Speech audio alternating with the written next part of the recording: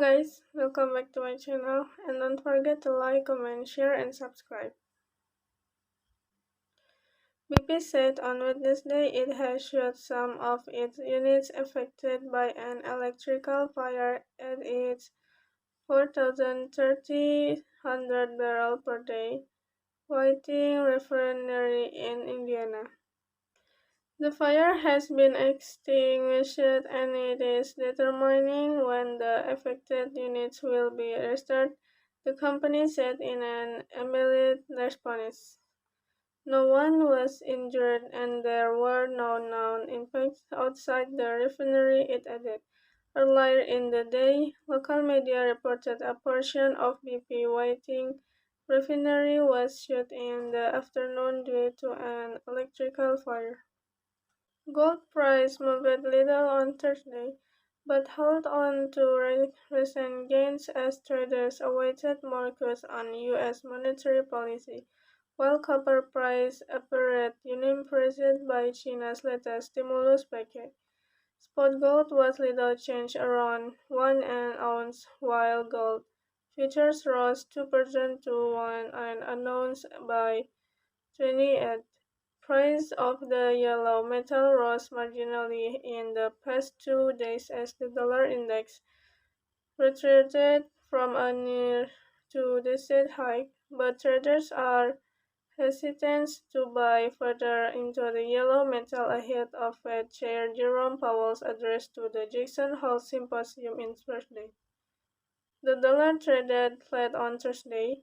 Investors broadly expect the chair to reiterate the bank's hawkish stance, raising little possibility that the Fed will reduce its rate of interest rate hikes.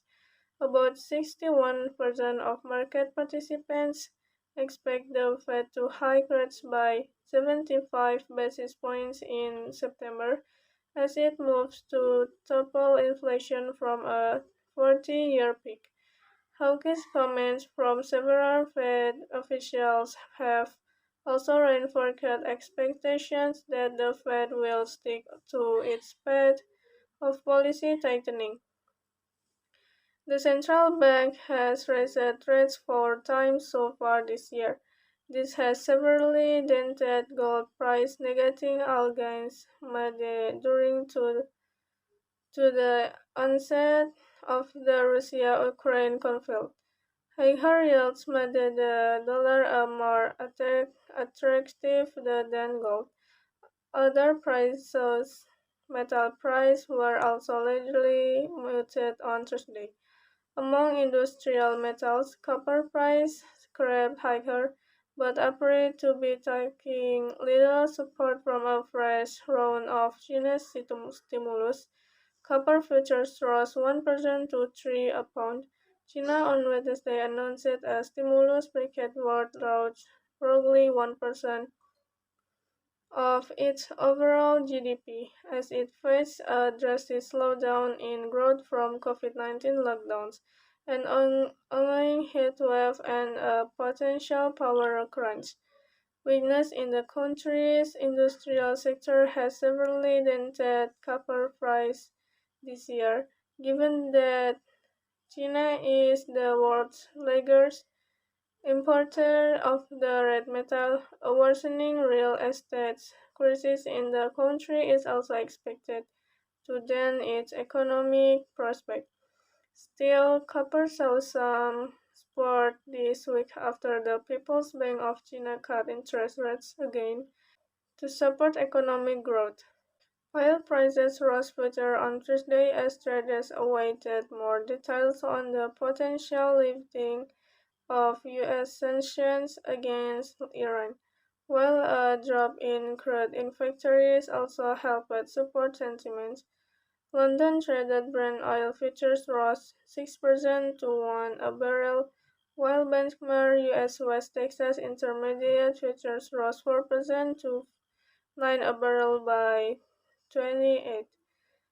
But both contract a depth over 1% in copy trade on Wednesday after the U.S. said It had failed its response to Iran and the European Union over reviving the nuclear deal. While details of the response were not revealed, analysts speculated that Washington was likely to seek more change from the West Asian country. Speculation over the deal, which could see the lifting of sanctions against Iranian oil and release over 1 million barrels of daily crude supply into the market, has largely dictated crude price in the recent weeks.